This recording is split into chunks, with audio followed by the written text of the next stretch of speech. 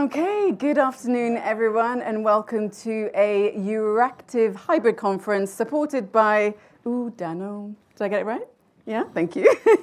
Now over the next hour and a quarter, we're going to be discussing Nourishing Europe, financing the path to resilient and sustainable food systems. What we're actually going to be doing is a deep dive into the economics behind what this transformation is actually going to look like or could take for the EU. So key questions are going to, obviously focus on, is this even achievable? Where is the money? Which sectors would benefit? Who would benefit? Where does technology or innovation come in? Where should there be tax incentives, subsidies, public and private financing? Who should they be directed at? And then also, if we do all of this sustainability, could this really improve food insecurity and also bad nutrition? Now, this is an important conversation to be having, not just for each and every one of us as individuals, but also, of course, for the planet. We all know that the EU is really great when it comes to setting global standards, especially when it comes to food. But the existing food systems that we have in place, they are destroying the planet as we know it. They drive a third of global greenhouse gas emissions, so that's not really great. And according to a recent report by the UN's Environment Programme, they say the climate crunch time is here. I mean, I'm sure we've all heard this so many times before. They say we need global mobilization on a scale and pace never seen before. If not, that 1.5 degree goal will take its place in the intensive care unit.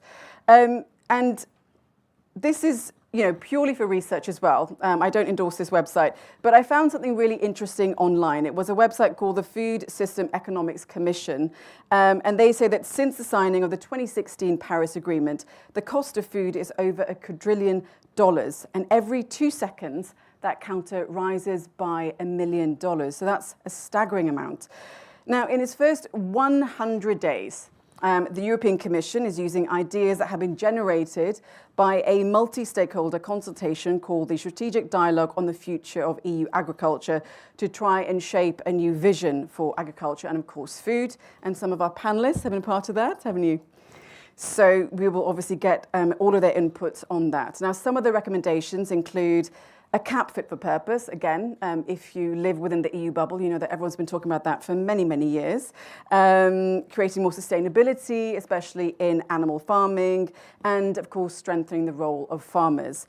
One of the most interesting aspects that I've got to say that I found, guys, about the strategic dialogue is that, and I know this maybe wasn't the ambit of it, but it didn't talk about the numbers. And so you can have all the great ideas in the world, but if the money isn't behind it, how can you actually, make these dreams actually a reality?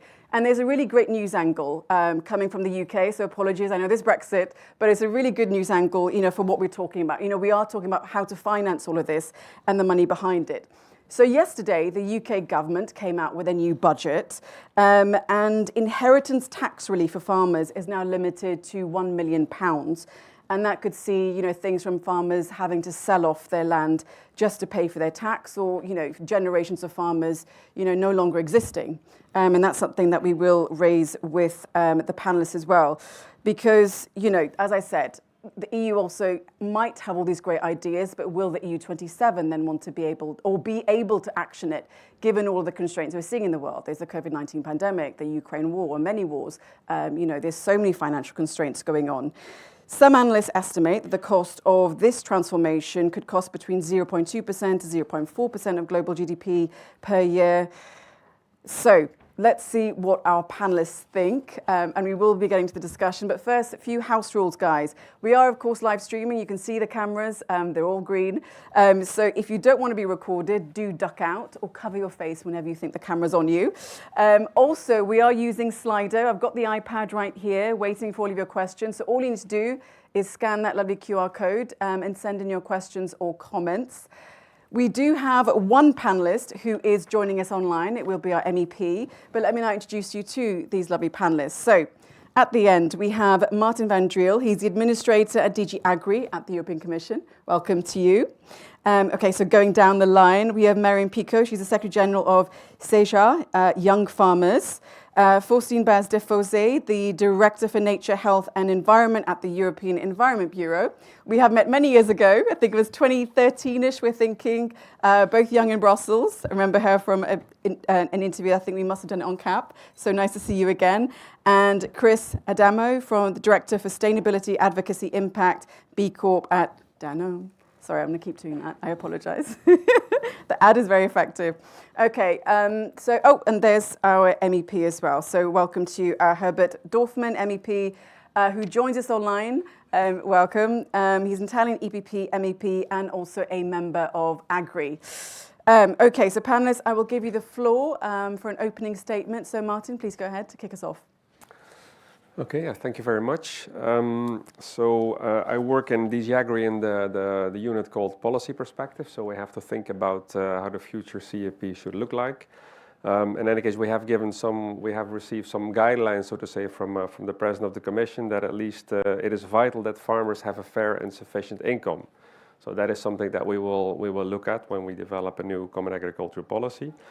And indeed, in terms of, let's say, financing a transition to a more competitive and resilient and sustainable agriculture, all these words come back in the guidelines that we have seen. We have to find the right balance between incentives, investments, and regulations. So nothing new there. You have all read that. So now, if you look at the financing, I mean, yes, you have the government financing. That's one side. And you have the private financing. So from the government side, you have the EU and national money.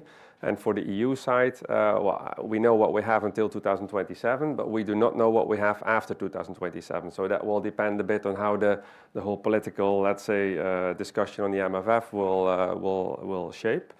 But that we do not know. But in any case, what we have now, this is around, let's say, 50 billion euros every year.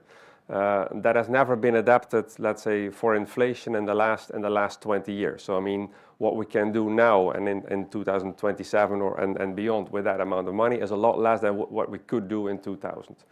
So I mean, if we look at the pressure on the budgets in general on governments, I mean, it's not very likely that there will be more available. So if there's not more available and the tasks are huge, to let's say reach this transition, as was just mentioned, some percentages of GDP, but I've seen an IEEP report which talks about billions per year for the investment and then for maintenance. So the government budgets are not enough, not if you take the state aid in addition. So therefore, we would need to look at other resources, private resources if possible. That can be banks. There's reference to the EIB also in the strategic dialogue. But also the consumer, of course, so the value chain, the food chain, which will have its role to play. I do not know how much exactly we will need, so maybe we'll come up that later in the discussion. But I just want to share a few figures because I heard that in the strategic dialogue there were no figures. So let's say the primary sector has a turnover of around 500 billion, a little bit more, and our CAP budget is 50 billion. So that's already the farmers earn most of their money from the market.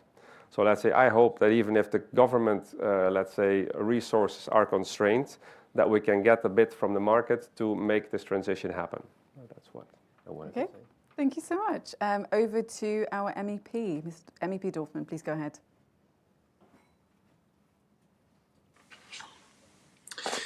Yes, good afternoon. Sorry for not being there in Brussels. Unfortunately, I had to leave Brussels yesterday, so I cannot join in person there.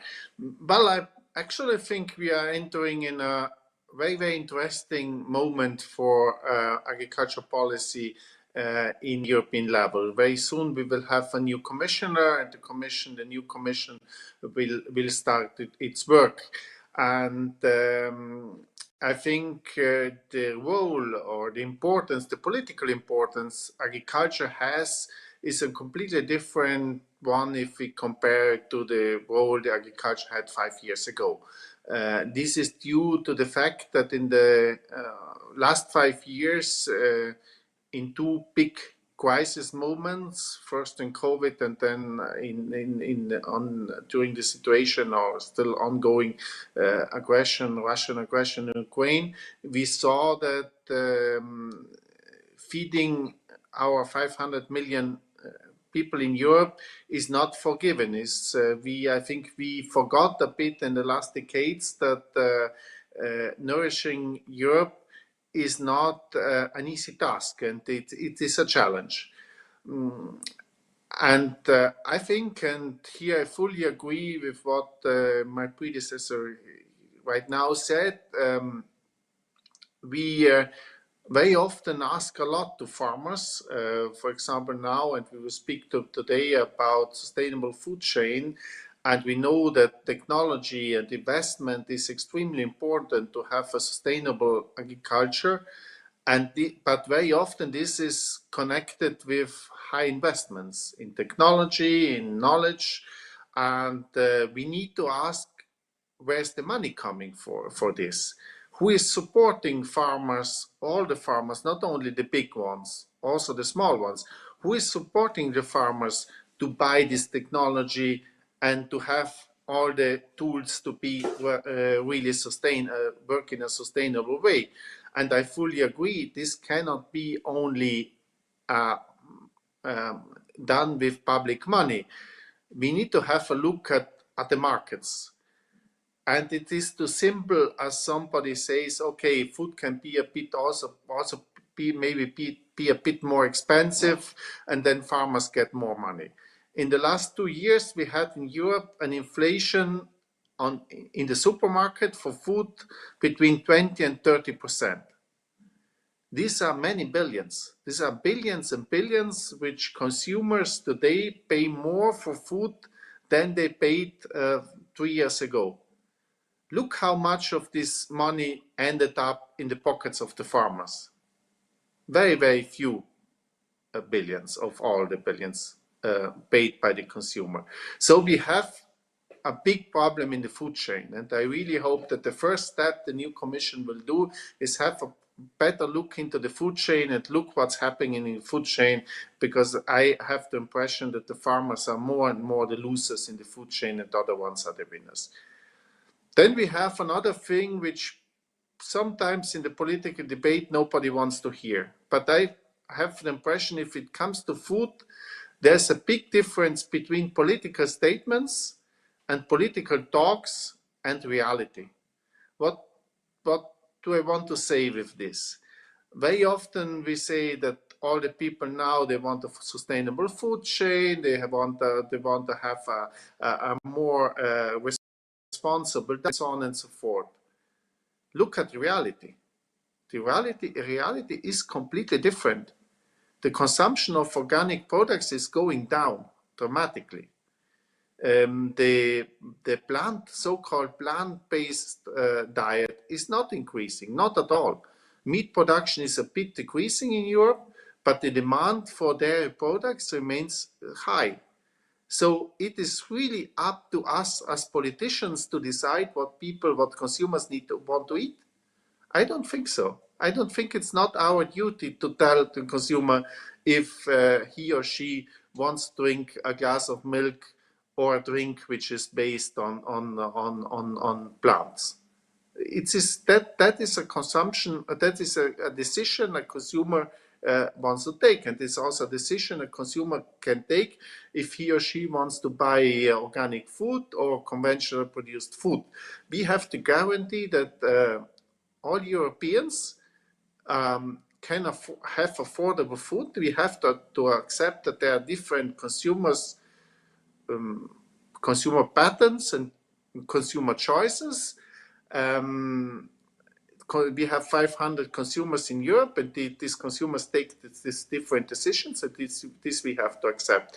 And then we have to guarantee a long-term food security in Europe. And here I think sustainability is extremely important. If we want to have a situation where our farmers can produce food on a long term, we need to guarantee that this is done in a sustainable way, and that agriculture, our fields, our soils, our environment is in a condition where production of food is possible today, but also tomorrow. Okay, thank you so much, MEP. And I can see that one someone here has already asked about the transition and asking about plant-based diet, so we will get to that question a little bit later. Faustine, over to you. Sure. Well, thanks a lot for the invitation. My organization is the largest federation of environmental NGOs, so we have around 180 members in more than 40 countries, and we've been established for now 50 years. Actually, we are celebrating our 50th anniversary this year. So you asked us to respond to the question, I mean, that's the title of today's conference or event, how to finance the path to resilient and sustainable food systems. I think before we talk about how to finance it, it's quite important to look at the cost of inaction and to be mindful of this. Just to take two figures here to illustrate my talks. In France, recently, there was this report that was published by a few organizations that tried to estimate the cost of the broken food system in the country. And it is estimated that it would be around 19 billion a year of costs on health and the environment, actually primarily on health, linked with non-communicable diseases. But what they flag is that this is just the tip of the iceberg because there were some costs that they were not able to evaluate. So 19 billion of hidden costs because of on health, on our environment, because of this broken food system. To take another one, the cost to society of ammonia. And why do I take ammonia? Because the main source of ammonia is agriculture, as we know, manure, slurries, and fertilizers application. The cost of ammonia on our health and environment has been estimated to 187 billion annually, which is more than 3 times what we spend on CAP, public spending a year. As you were saying in your introduction, our food systems are unsustainable. Why? I mean, just again, a few facts and figures here. It's always important to start from that, I think, to inform our discussion. In the EU, I mean, it's also maybe a response to what Herbert Dorfman was saying. We consume much more animal proteins that we actually need to cover our nutritional needs. I mean, this is a scientific consensus. I don't think that we need to debate on that. And actually, it is in the strategic dialogues reports as well. And I mean, as you were saying, I had the chance to be part of it. Most of our vegetal resources in the EU are used to feed animals. So, which means that in turn, the EU is actually a net importer of calories. So we're not feeding the world as we claim, but we are rather fed by the rest of the world. And there is also a question of strategic autonomy, which matters a lot given the geopolitical context we're in. Poor nutrition is one of the leading causes of non-communicable diseases, which account for 90% of all deaths in Europe.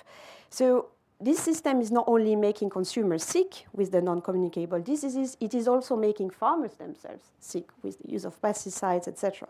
It is, as you were saying in your introduction, driving deforestation, polluting the air we breathe, the water we drink, and also depleting the soils that we need to farm, with the official figures being 60 to 70% of EU soils being an unhealthy state, according to official figures. It is also contributing to biodiversity decline, which it also relies upon, and climate change, as you were saying.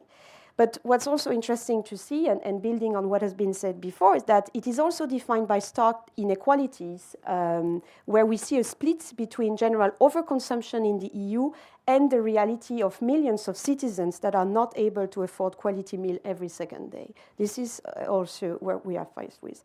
And last but not least, around 20% of the food that we produce in the EU is lost or wasted, which is quite shocking if you put that in perspective with what I have said just before. So how to move from there, which is the questions of today. And just a few things before we enter the debate.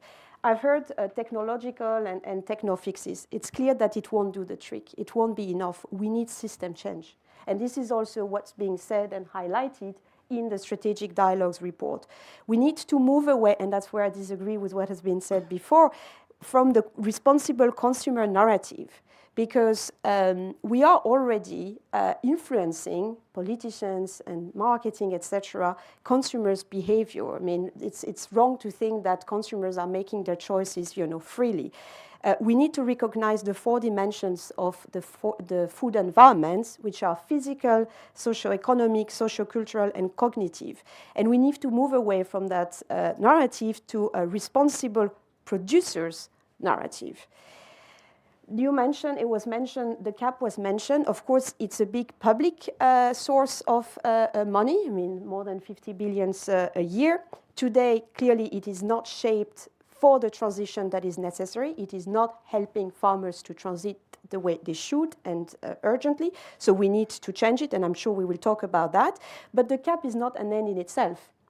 It's a tool among a bigger package, and changing the CAP won't be enough because we need to change both production and consumption, and the CAP is not enough as a tool. That is clear.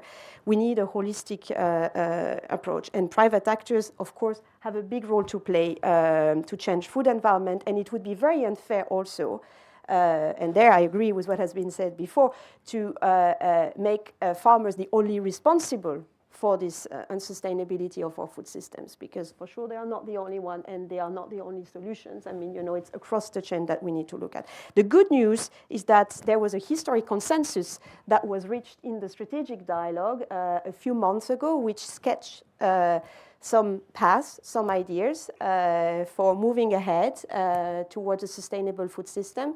And yes, it's a consensus, it's quite historic, and the politicians should really seize that opportunity and use that for the decisions, to crucial decisions has been said that will follow. Okay, well, we'll definitely talk about how radical we need to get on CAP and, where responsibility lies. Marion, over to you next. Yes, thank you for the invitation, and I'm really looking forward to these debates after the first elements that have been brought forward. In CIJA, we represent new generations in agriculture. That means people who have already set up on a farm, but also the people who will set up in the next 5 to 10 years. And from that perspective, I must say it is very eye-opening to work with new generations, because you are dealing with individuals from the millennials, the Gen Z, who have 2 aspirations in general in life when it comes to those generations. The first one, they want to have a meaningful impact with what they create. And for them, they really have a very strong attraction to business creation and development. And that makes them very good and very relevant when it comes to agriculture, because we all know how it is sometimes complex to deal with a farm system, and you do need to have an innovative mindset to get your boots into that. And the second aspect of that generation is that they want to do so while preserving as well a certain notion of well-being, a certain notion of work-life balance, but also towards the entire society and their communities in rural areas. So this is really a profound markers of those generations. And I must say that despite that, we live in a times where they need to be also realistic. They are most likely to be also more impacted by climate events. For example, you've seen in the north of Italy recently, 3 times in a row, we've had some of our young farmers who got their farms totally flooded. And that also comes with a lot of fears, also for their personal safety. You also have a highly volatile market. Agriculture is one of those sectors which is very much impacted by geopolitical developments. It is also very much aligned in terms of markets and stocks on other commodities which are from outside of agriculture, and that makes the sector very impacted by volatility. And this is just the tip of the iceberg, because then depending on which production you are dealing with, you also have various issues, whether related to plant pests, animal diseases, and so on. And on the other side, and this is something very important for us, there is a vocational crisis in this sector. There is a very deep sense that well-being is a very difficult thing to reach on the farm.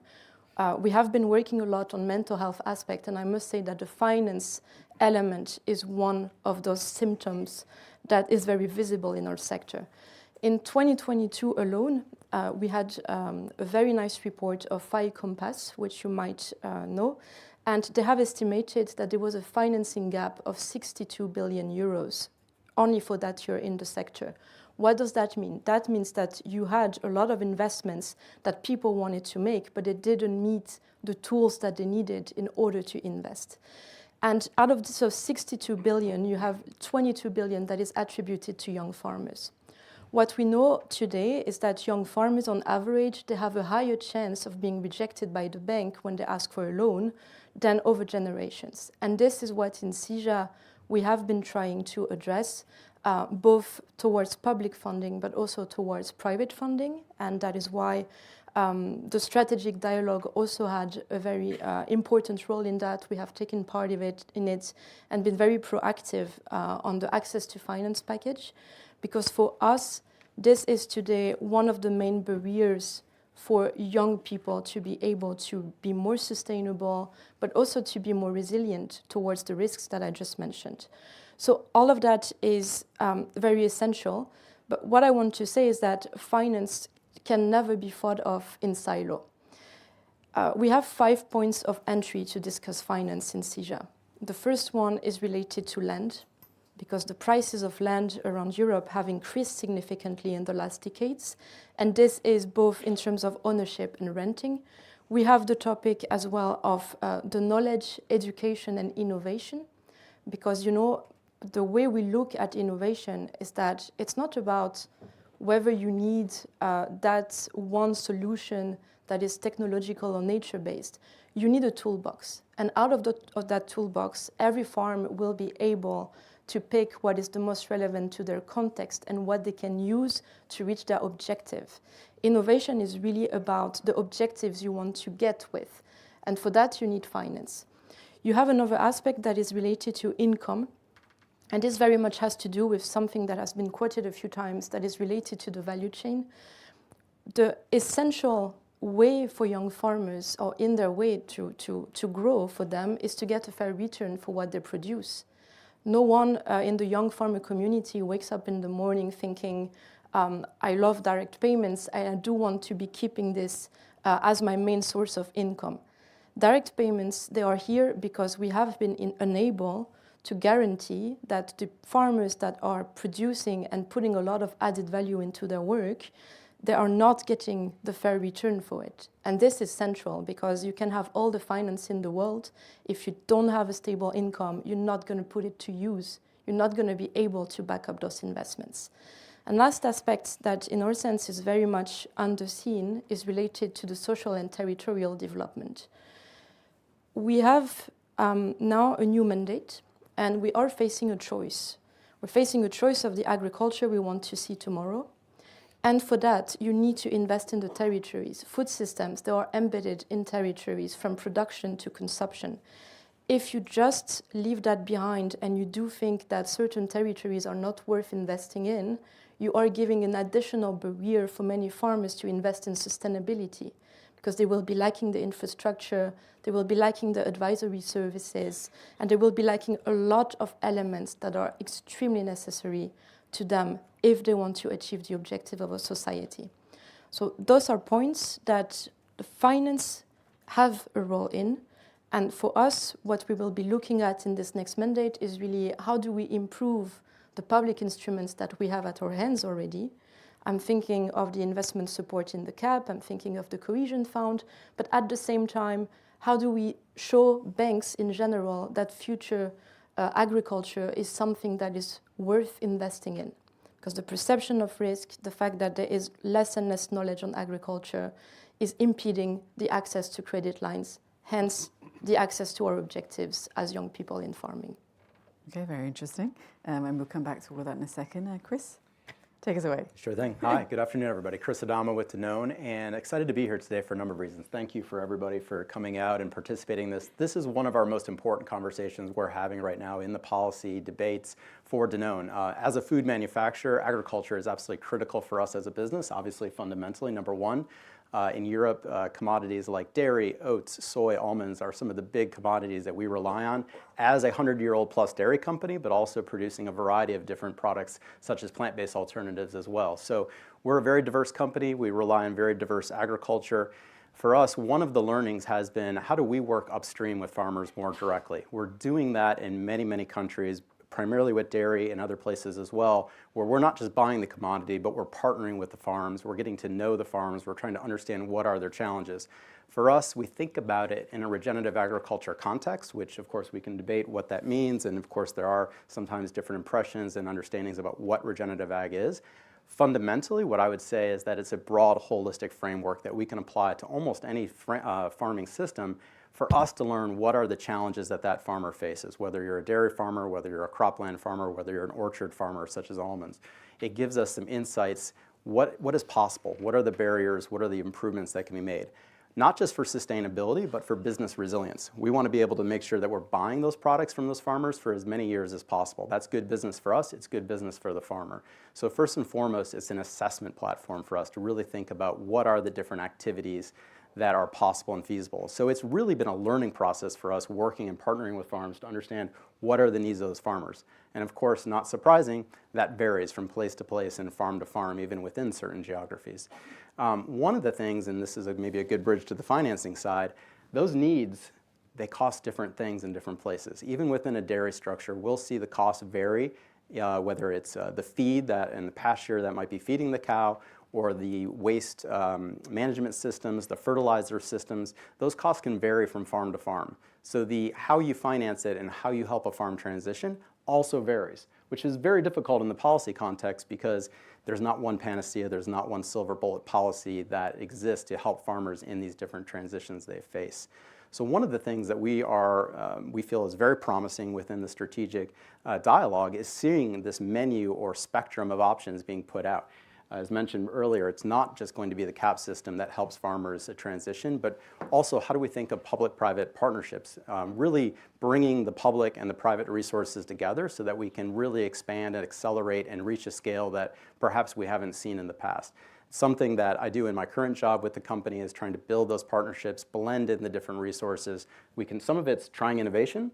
Sometimes it's helping farmers finance well-known practices, whether it be tillage, cover cropping systems, pasture-based management. Some of these things we've known for years. Others, we learn every day about some new techniques that arise. So the financing and the policy mechanisms need to be nimble. They need to be flexible as we learn over the years how to work together. So it's something we're very excited about, and we think there's a lot of promise for the value chain to be working together with farmers directly. Can I just ask, as a company then, how much have you had to recalibrate the sort of relationship that you have with farmers? I think that relationship, again, based on the country, based on even within the country, it's evolving all the time in real time. We're learning, the company's constantly learning, number one, from farmers. What are the challenges that you're having on your feed based for the cows? What are the challenges you're having in the manure management systems? I mean, it's a constant evolution. It's not always perfect, obviously, and like any business relationship, things can go back and forth, but number one, it has to be an open dialogue. We can't just send the signal as the buyer to say, please transition to regenerative agriculture. Please reduce your carbon emissions. That sort of signal does not work. It's got to be a true partnership. It has to be a back and forth. And we have to learn along the way. Otherwise, we're not going to meet the goals that we're putting out for ourselves. Okay. I want to just take a quick temperature of the audience because in the beginning we were discussing diets and the MEP also brought it up. I think you mentioned organic products, there's a decline when it comes to demand and also plant-based products. I just want to check from the audience, quick sea of hands. Who would they say cares about their diet? Okay, that's quite good. Most of you do. Who cares about where their food comes from? Okay, because I would have thought, for me personally, I would have thought, okay, what I eat as a person is of most interest to me. Where it comes from individually, I would say I'm not that bothered. How about you guys?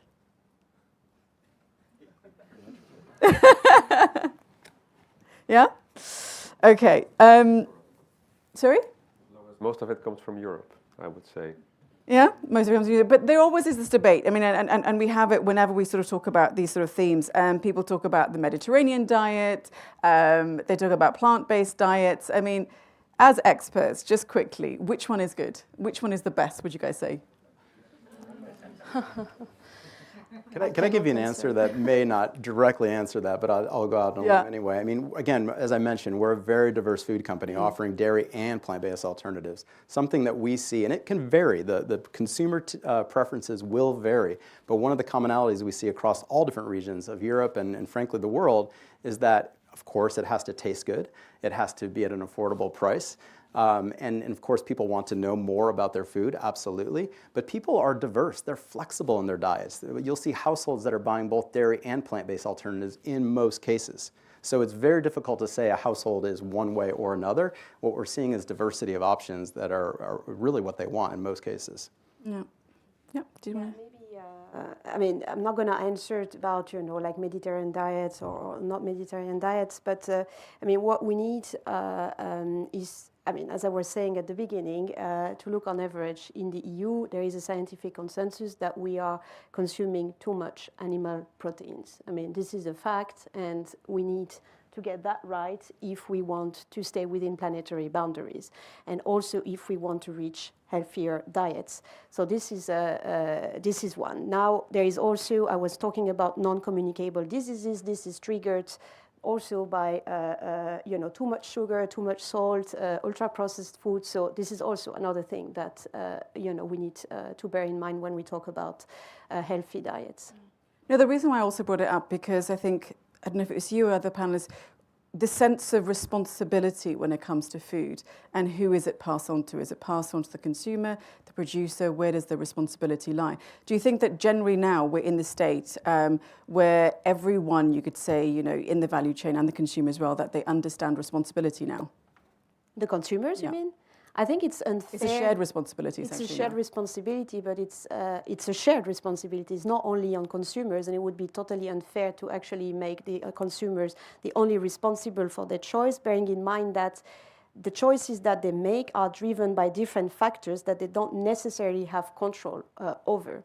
It's the concept of food environment, which I mentioned, and their choices are driven by different factors, socioeconomic, sociocultural, cognitive, etc., which they don't necessarily have control over. So even if, sometimes they would end up in some form of cognitive dissonance even, wanting to make the good choice, but not being able to, whether because it's too expensive, because it's not accessible, so all of these parameters need to be, taken into account. They need to be changed for the sustainable choice and the healthy choice to eventually become the choice by default. Because as it is now, the way the system works is that often the unsustainable choice, be it for our health or for the environment, is the easy choice.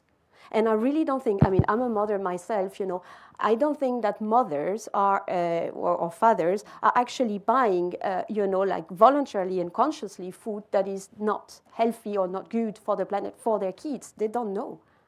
So if money is such an issue, then we talk about it, as I was saying, there's so many different types of crises. There's an affordability aspect to all of this. So if we are going to be discussing, how to finance a sustainable revolution when it comes to the food system, I'll come to our representative from the European Commission. How feasible is this in reality? It's obviously a great idea, and it's something that is needed for each and every one of us as individuals, for the planet. Where's the money? Where's the money? Yeah, well... There we go.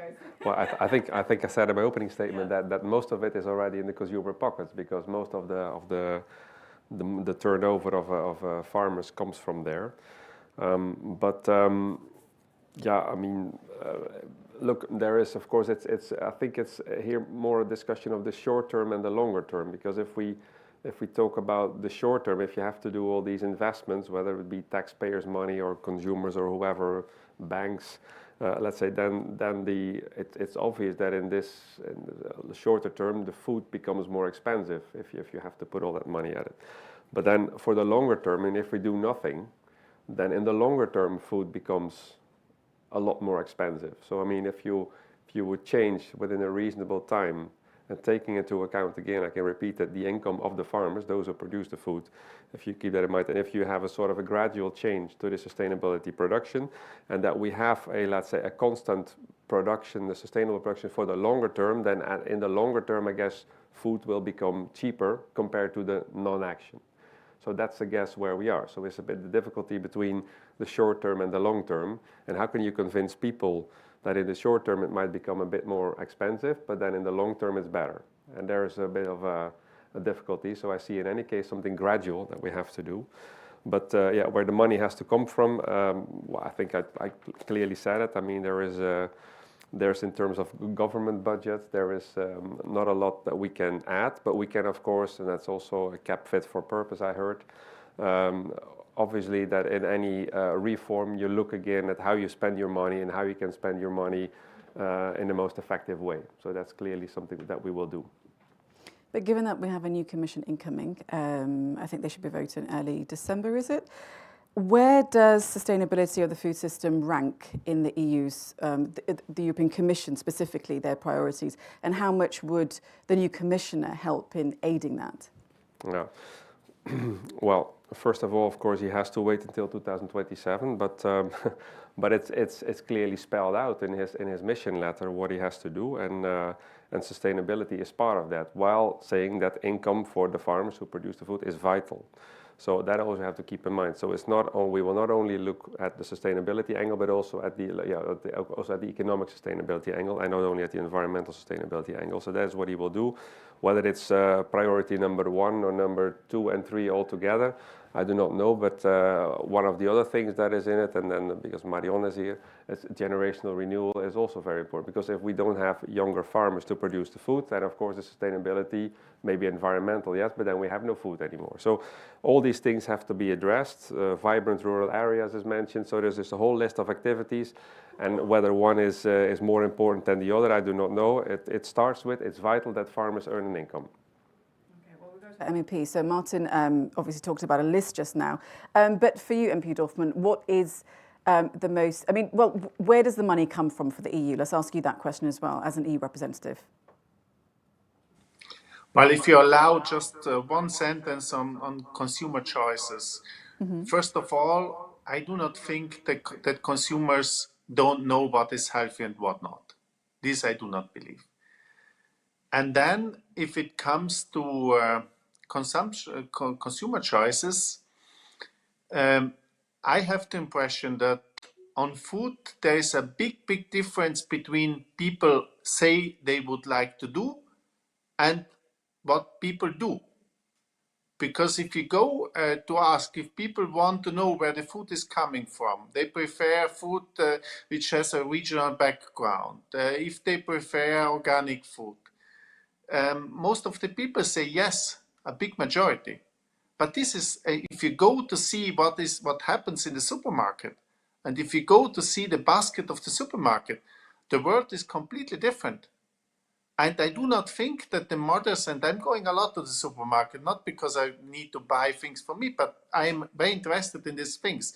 If I go to the supermarket and I see mothers with going out from the supermarkets with kilos and kilos of chocolates and cookies, I do not think that they don't know that for the kids this is not healthy.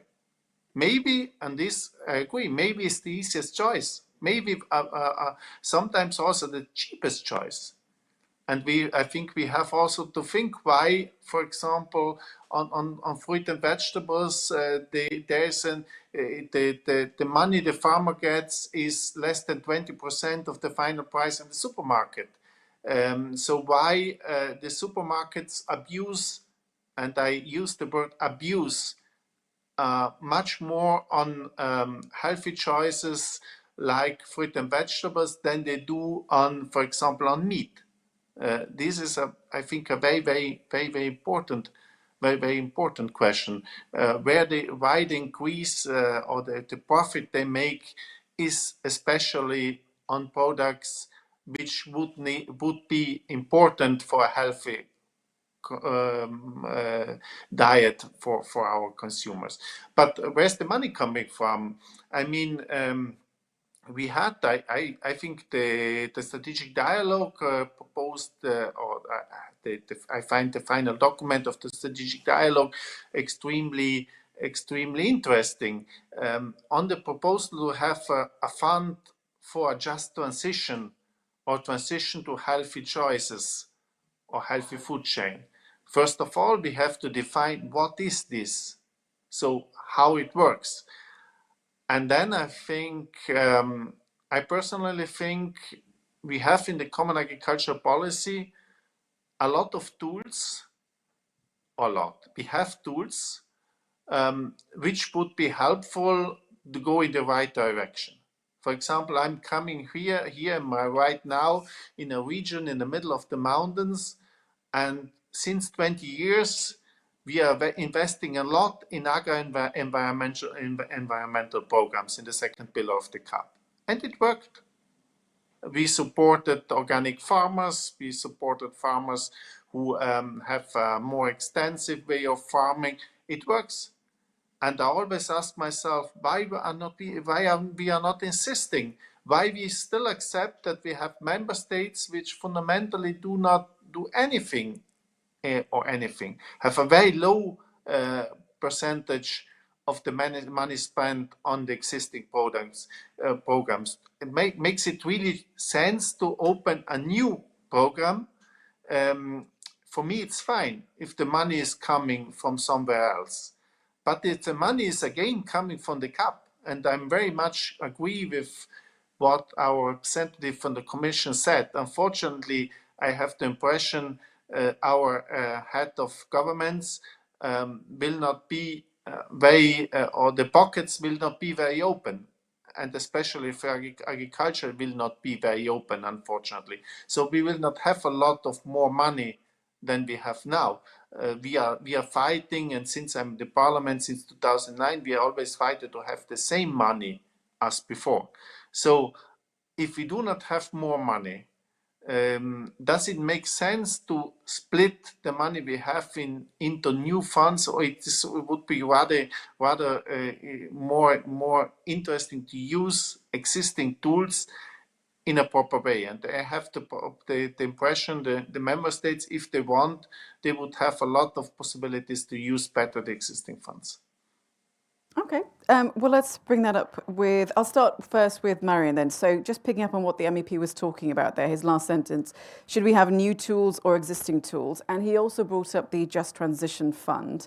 What would that look like? And could that help farmers from, as he said, not to be abused within the food chain? Well, first of all, as young farmers, we have an objective in the CAP, and we have been developing tools for the last decades.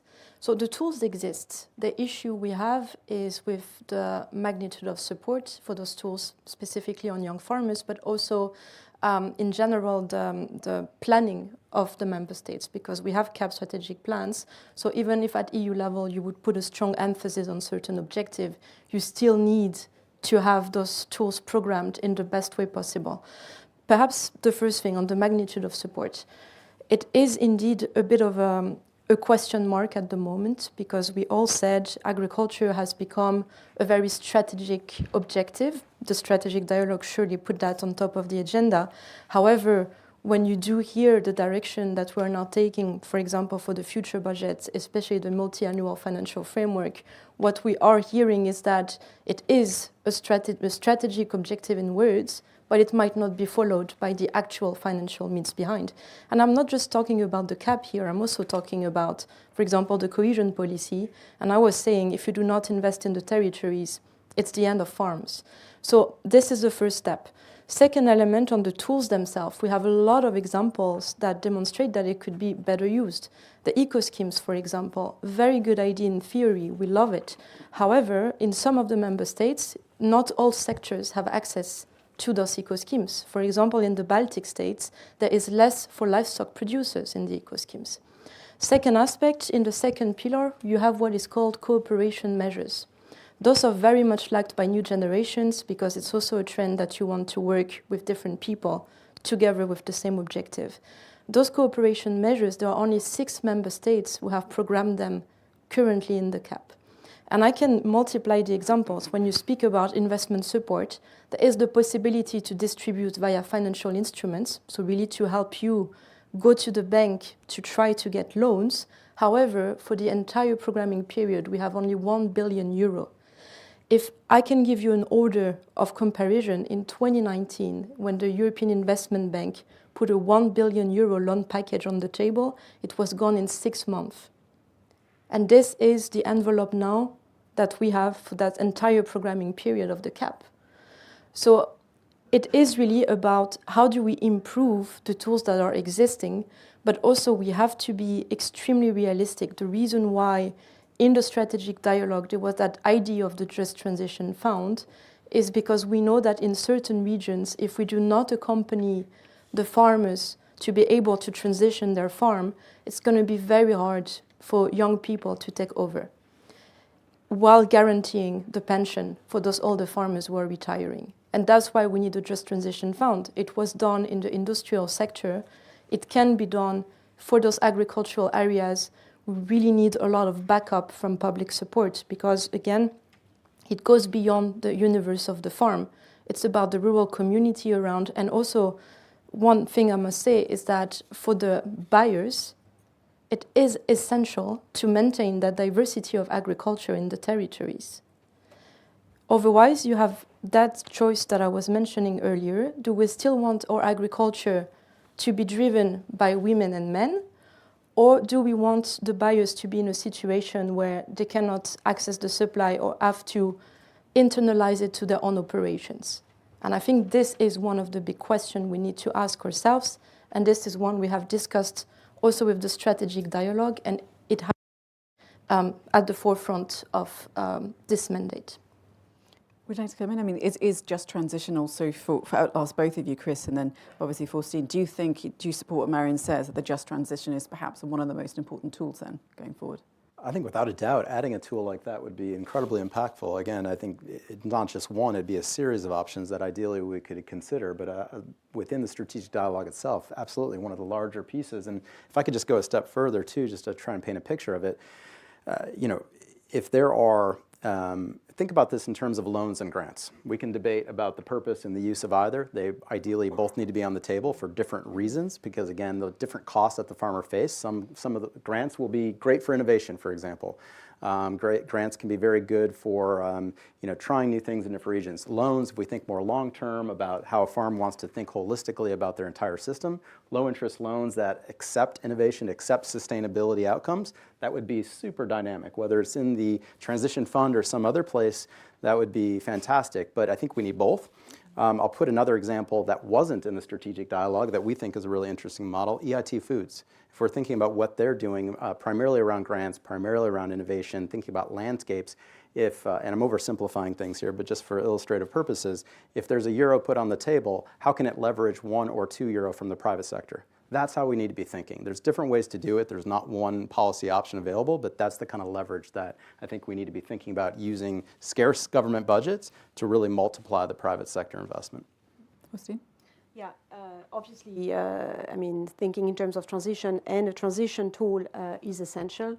As I was saying at the beginning, any systems change, of course, is quite a big journey.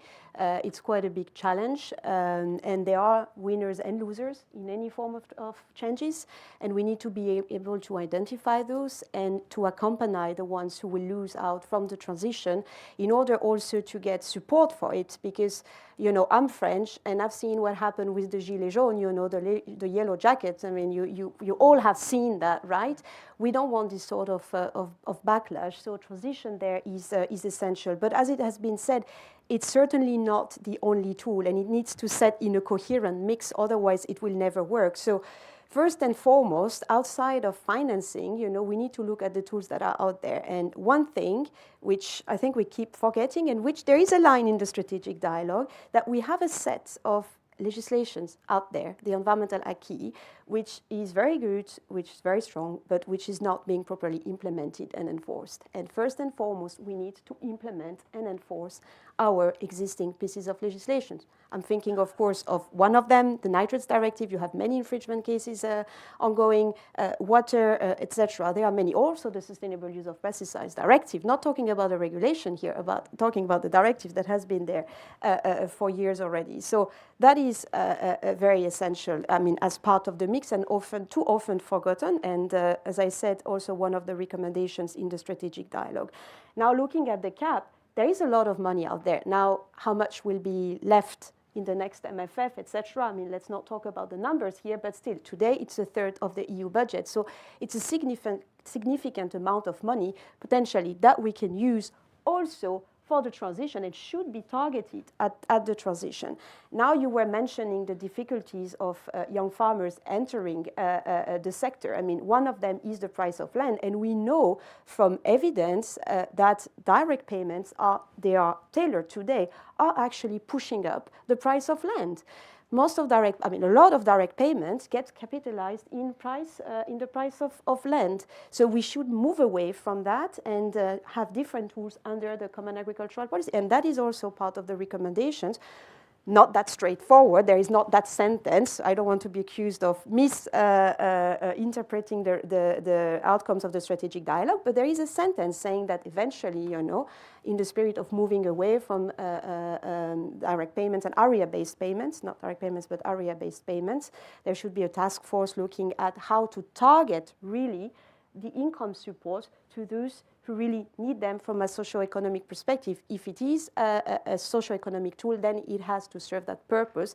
Today, we know 80% goes to 20%, not always the ones that 80% of the money goes to 20%, not always the ones who need it. And maybe just ask you to put a pin in your thoughts, and especially on CAP, because our MEP needs to leave. So we'll go to him just quickly. MP Dorfman, just some final thoughts. If you'd also like to tag on to what Faustine was saying as well. Please go ahead. Yeah, I'm sorry, I need to leave in a few minutes.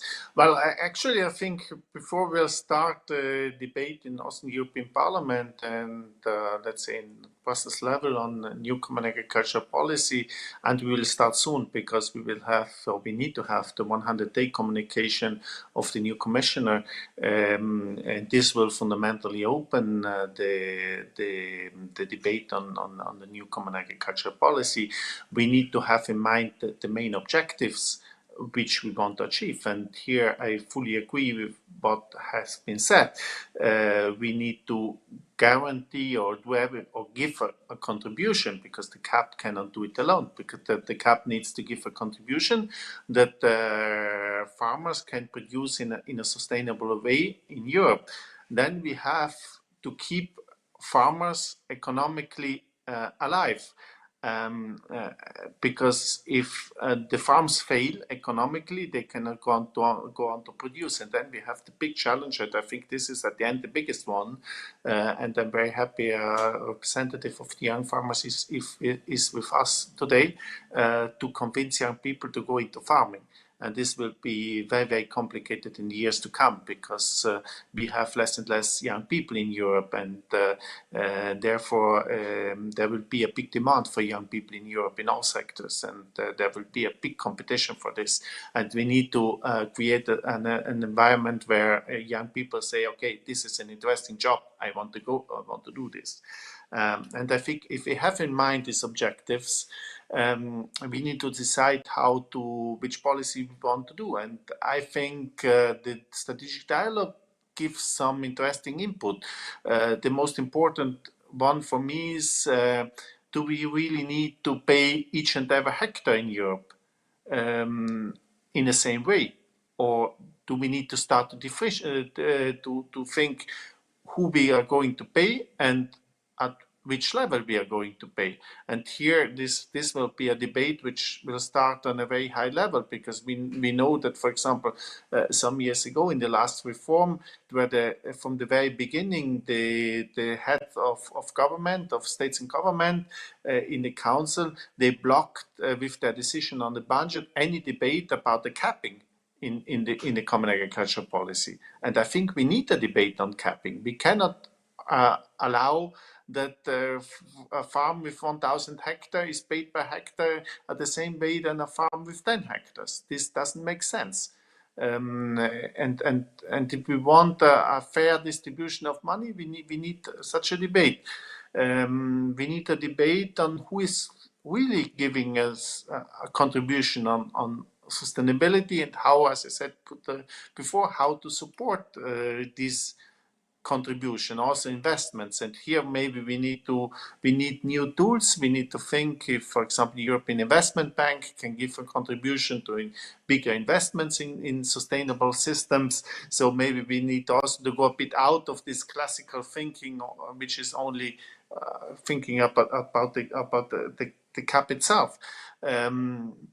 But I think this will be a decisive reform, because if we are able, or with this reform, we need to achieve, or we need to come to a point where the active farmers, also young farmers, innovative ones, who really produce and who really give a contribution to sustainable food chains and food security in Europe, we are going to support them. Because if we do not this, I fear that more and more we are pushing food production outside Europe, and I think this would be bad for our consumers, but would be bad also for the planet, because I think the worst thing we can do is to let's say to have less production in Europe, and to allow that then the food we consume day by day is produced in a not sustainable way somewhere else in the world. Okay, well, thank you so much, Herbert Doffmann, for joining us in this Euractiv debate. Thank you so much. Okay, so back to you then, panellists. So first, we'll come back to you. So picking up on what the MEP was talking about, he mentioned CAP, and also then we'll discuss in further the support for farmers. But yeah, please finish what you were saying. Yes, sure. I'll try to remember. Radical change. There you go. Yes, I mean the new cap needs to be radically different, and I don't necessarily agree with capping as the way forward. I mean, as he said, also for political reasons. I mean, most likely we will be faced with the same in the Council, so that's one. But if we're really talking about a socio-economic pillar as it is in the strategic dialogue, as it is framed, we need to rethink the eligibility criteria, because capping is like you put like a plaster, on you try to fix something, but you're not really fixing the problems. You're fixing the symptoms in a way. So you really need to fix the problem at the beginning. And this is what the strategic dialogue is calling for, also to have this task force, like thinking of new eligibility criteria can be based on household assets, or, if it is an income support, then it needs to support the ones who really need it. We can also look at minimum wage policies, in different countries, or get inspiration from that. There is the other part, which is fundamental for us, of course. It is the environmental part, which, this is not our position, it's the strategic dialogue, just to be clear. I mean, it's a consensus. So of course, it doesn't reflect 100% the position of the EEB. But in the strategic dialogue, we call for results-oriented environmental payments and a substantial increase of the environmental payments in the overall budget, without giving any specific figure. But that's, of course, something that also is part of EEB's position. Maybe another fund that we did not mention outside of the transition fund, but which for us is very important and which is also part of the strategic dialogue recommendation, is the Nature Restoration Fund. This is essential. We know how important, and the images that we've seen from Spain are horrible, and we know that having had a bit more, like nature would have actually helped at least, decrease a little bit the horrible consequences of these floods. Nature restoration is our biggest ally in the fight against climate change. We need to invest in that. And I have some figures from recent calculation, which I think are quite telling. A dedicated EU nature restoration fund could return up to 38 euros for every euro invested in protecting biodiversity. So it's good for biodiversity, but it's also good for our economy. So this fund should also be a priority for member states. I'm glad that you brought the discussion back to biodiversity and environment, because I think sometimes when we start talking about money, we actually forget what we're actually trying to solve, which is to try to help the planet and keep everyone and everything in it alive.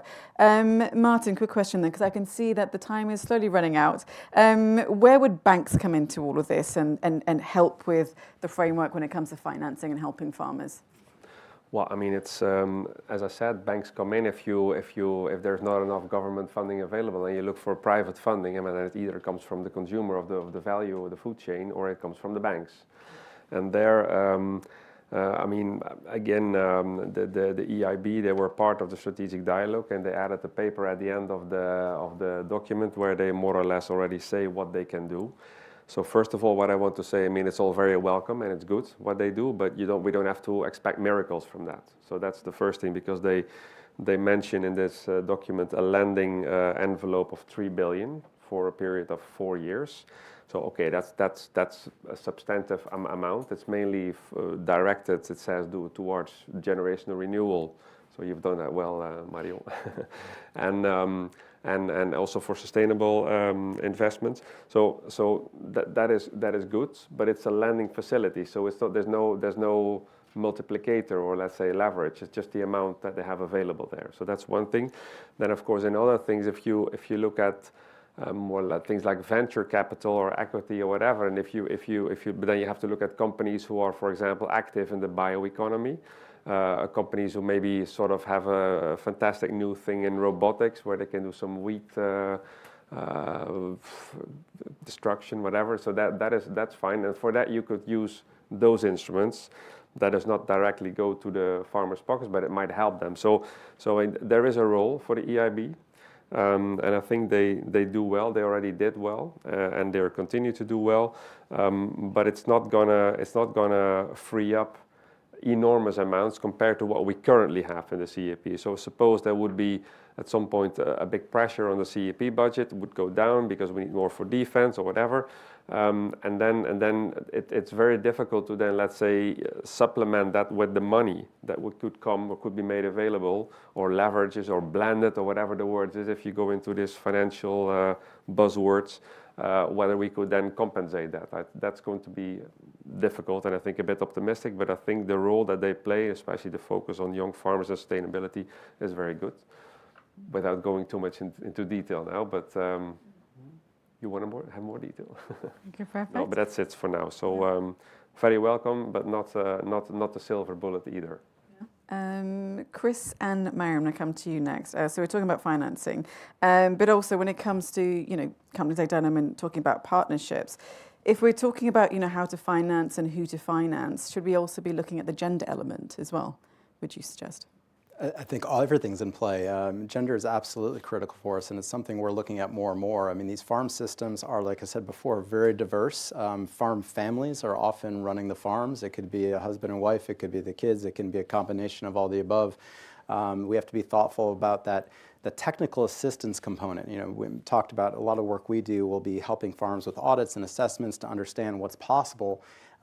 Making sure that the information is available and getting to the farms is a critical component of this work. In addition, that then leads to what is financeable, right? In many cases. So how are women empowered? How are the whole family empowered to receive that training, receive that information is really, really critical. We're seeing this in a lot of smallholder environments. And it's not Europe, but just as an aside note, we actually just launched a partnership with a development agency where we are looking at gender with smallholders across a number of different African and in India as well. So it's a component we're still learning about, but it's something I think will be critical as an enabler to really accelerate some of this work, making sure that the entire operation is getting the information it needs. Yeah, because diversity is obviously important in farming. And could you give us any quick examples as well? Sure. I mean, for young farmers, it has always been about how are we able to address the barriers that you would meet when you go to the bank. Just as a reminder now, you have around 10.9% farmers, and out of different women farmers that are here, there are only 4.2% of young women farmers. So that gives you a bit of an idea also in terms of gender repartition. That being said, some of the main obstacles you would face at the bank are first and foremost your economic situation, so lack of capital, lack of collaterals, but it can also be due to the risk perception by the bank or the business plan itself. So for example, if you do have a certain farming project that goes a bit out of the box, very often the bank would kind of see it as a risky investment. And what you see is that young people in general, they tend to go more out of the box. So this is a problem. There's also the knowledge aspect. So all of that is issues we're facing with the banks. We're also facing a lot of, let's be honest, discrimination issue. There were some data that demonstrated really the barriers are higher for young people. And so what the European Investment Bank does, that type of tools, the loan facilities, are really helpful to kickstart the investment, to kickstart the transition, and tell the banks essentially, we want to bet on the young people in agriculture, in their out-of-the-box ideas and so on. So that really guarantee that the young farmers can go to the bank and tell them, look, there is the public authorities that do believe in us. This is a big signal from the portfolio of the EIB. Hence, I do need that credit line. This is not indeed a magical wand either. There is still a lot of things to be improved, In 2019, we had that 1 billion NOK package. It kind of ended up with 2.3 billion in real money raised on the markets. We know that the needs are way higher. I told you earlier in my intro statement, 22 billion financing gap for young farmers. So it is a kickstart instrument. But we very much believe in it. We have very successful projects from the 2019 package. And we also know that this will create some kind of a snowball effect because the banks themselves then feel more confident to invest in those generations. So this is the whole interest of working with the EIB on this. Okay, I'm going to just quickly come to some of the questions because we have like a few minutes left. So Tommaso says, and so since Faustine wanted to talk, we can go to you for this one. I'm sorry, you shouldn't have put your hand up or looked me in the eye. Why are we talking of financial gap when companies in the food system are distributing record high dividends to their shareholders when more than 20% of the price paid for food in the last 10 years goes to shareholders? Is it a problem of availability or distribution? Well, to answer, but given that you gave me the floor, I just wanted to...